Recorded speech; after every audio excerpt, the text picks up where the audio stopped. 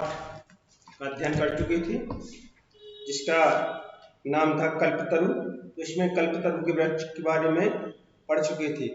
तो इस कथा के जो अभ्यास के जो प्रश्न उत्तर हैं उनको पढ़ेंगे।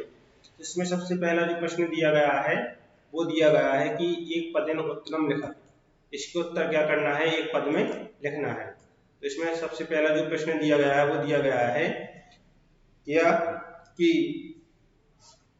इसमें दिया गया है कि जिमूत वाहनस कश्य पुत्रासी, यानी जिमूत वाहन किसका पुत्र था। तो जिमूत केतु कहा। तो इसका आंसर हो जाएगा जिमूत केतु। ख नंबर में कहा गया है संसारे अस्मिन कहा अनश्वर भवति। इस संसार में क्या शाश्वत है। तो क्या शाश्वत है, इस कथा में पढ़ा था कि परोपकार ही संसार में क्या है, शाश्वत है। तो इसका आंसर हो जाएगा परोपकार है। इसमें ग नंबर में नेक्स्ट कहा गया है, पूछा गया है कि जिमूत वाहन परोपकार फल सिद्ध्यि काम आराध्यति। जिमूत वाहन परोपकार के कार्य में सिद्ध के लिए किसकी आराधना करता था। तो किसकी आराधना करता था, वह अपने जो पूर्वजों द्वारा लगाया गया वृक्ष है कल्प वृक्ष। तो इसका आंसर हो जाएगा कल्प पादकाम, यानी कल्प वृक्ष की आराधना करता था। घ नंबर में पूछा गया है जिमूत वाहनस सर्वभूतानुकंप्या सर्वत्र किम प्रार्थ्यम। जिमूत वाहन का सभी जीवों और कल्याण के लिए जगह जगह क्यों प्रसिद्ध हो गया था। तो उसका यश था जो सभी प्राणियों में और जीव कल्याण के लिए सभी जगह प्रसिद्ध हो गया था। 13 नंबर में पूछा गया है कि कल्पतरु भुविकानी औषध। कल्पतरु ने पृथ्वी पर किसकी वर्षा की। तो किसकी की थी, जो जिमूत वाहन था उसके प्रार्थना करने पर कल्पतरु ने पृथ्वी पर वसूनी यानी धन की वर्षा की थी। तो इसका आंसर हो जाएगा वसूनी। कथा में पढ़ा था कि पृथ्वी पर कल्पतरु वृक्ष ने पृथ्वी पर धन की वर्षा की थी। तो उसने कल्पतरु से विनम्र अनुरोध किया था कि आप पृथ्वी पर सभी जो प्राणी हैं उनकी गरीबी को दूर कर दें। तो इसका आंसर उसी कथा से दिया गया है। इसके बाद इसका नेक्स्ट क्वेश्चन है अधोलिखितानाम प्रश्नानाम उत्तराणि संस्कृत भाषायां लिखत। अधोलिखित प्रश्न हैं जो उनके उत्तर क्या करना है, संस्कृत भाषा में लिखना है। तो इसमें इसको पढ़ेंगे क्वेश्चन नंबर दूसरे के का नंबर को। कंचनपुरम नाम नगरम कुत्र भवति। कंचनपुर नामक नगर कहाँ पर सुशोभित है, कहाँ पर है, हिमालय पर्वत पर था जी। तो इसका आंसर हो जाएगा कंचनपुरम नाम नगरम हिमालय पर्वत सोनूरूपी विभति। इसमें अर्थात कंचनपुर नामक नगर है जो हिमालय पर्वत के शिखर पर क्या है, सुशोभित है। ख नंबर में है जिमूत वाहन की दृश्य आशीत। जिमूत वाहन क्या देखना चाहता था। तो वह देखना चाहता था कि पृथ्वी संपन्न हो जाए। तो इसका आंसर हो जाएगा जिमूत वाहन पृथ्वी आदरिद्यम दृश्य आशीत। वह पृथ्वी को आदरिद्यता देखना चाहता था, यानी गरीबी से दूर। ग नंबर में पूछा गया है कि कल्पतरु वैशिष्ट मार्कण्य जिमूत वाहन किम अचिंत्यत। कल्पतरु की विशिष्टता को सुनकर जिमूत वाहन ने क्या सोचा।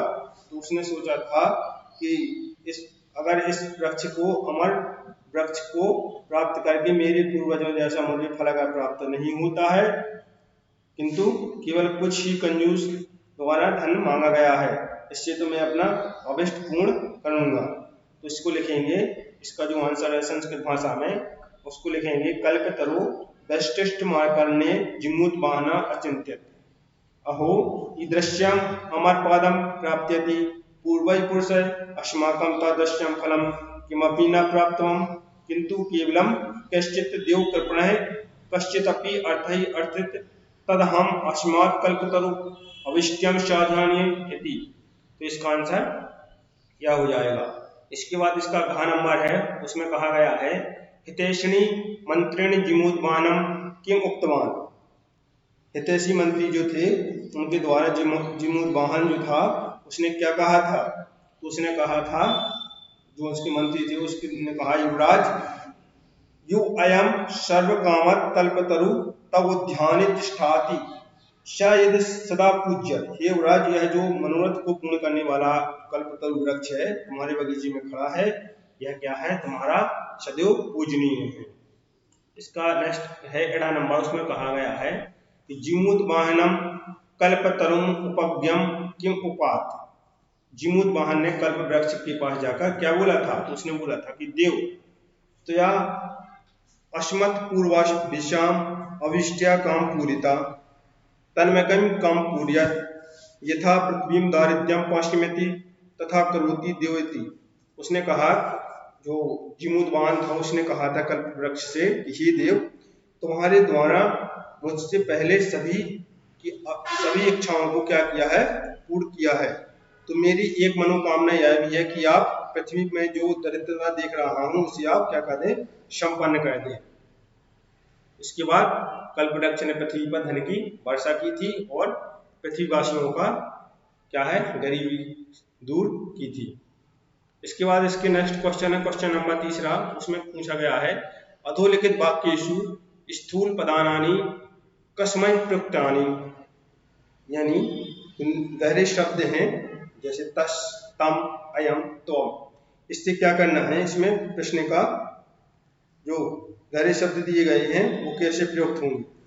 तो इसमें पहला है तस्य, तस्य शानुरूपरी विभति कंचन पुरम नाम नगरम। तो इसमें हो जाएगा क्या, इसका आंसर हिम्मते, हिम्मते स्वानुरूपी विभाति कंचन पुरम नाम नगरम। तो पहले का आंसर हो जाएगा हिम्मते। खा नंबर में है राजा संप्राप्ति यौवनम तम यौवराज्य अभिषेकवान। तो इसका क्या हो जाएगा, जिमूतवाहनस्य। इसका आंसर हो जाएगा तम के स्थान पर आ जाएगा जिमूतवाहनस्य। ग नंबर में कहा गया है कि अयम तव सदा पूज्यत। तो कौन, कल्प वृक्ष। तो इसका जो अयम के स्थान पर क्या आ जाएगा, अयम के स्थान पर आ जाएगा कल्पतव रे। इसके बाद घ नंबर है तात त्वम तु जानसी यत धनम विचित वंचितम। तो इसके स्थान पर आ जाएगा पित्रे। जो त्वम लिखा है यहाँ पर मोटे अक्षर में, इसके स्थान पर त्वम के स्थान पर क्या आ जाएगा, पित्रे। इसके बाद क्या है, इसके जो क्वेश्चन नंबर 4 है उसमें कहा गया है कि अधोलिखिता नाम पदानाम पदम पठात चित्वा लिखत। यानी इसके क्या करना है, पर्याय शब्द को पाठ से चुनकर लिखना है। तो उसमें सबसे पहला है पर्वत। पर्वताय का क्या हो जाएगा, नगेंद्र। भूपति का क्या हो जाएगा, राजा। इंद्र का क्या हो जाएगा, शक्र है। धनम का अर्थई। अविष्ट्यम का धनम का क्या हो जाएगा, धनम का हो जाएगा क्या, अर्थई। इसके बाद इच्छितम का क्या हो जाएगा, अविष्टम। समीपम, समीपम का तो हो जाएगा क्या, अनिक्तम। इसके बाद है धरित्रीम, धरित्रीम का हो जाएगा पृथ्वीम। कल्याणम का क्या हो जाएगा, हितम। वाणी का पर्यायवाची हो जाएगा वाक। और वृक्ष का क्या हो जाएगा, तरु। इस प्रकार से क्वेश्चन नंबर 4 में जो पर्यायवाची शब्द थे उनको पढ़ लिया है। इसके बाद क्वेश्चन नंबर 5 है। क्वेश्चन नंबर 5 में, क्वेश्चन नंबर जो 5 है उसमें कहा गया है कि काय स्तंभे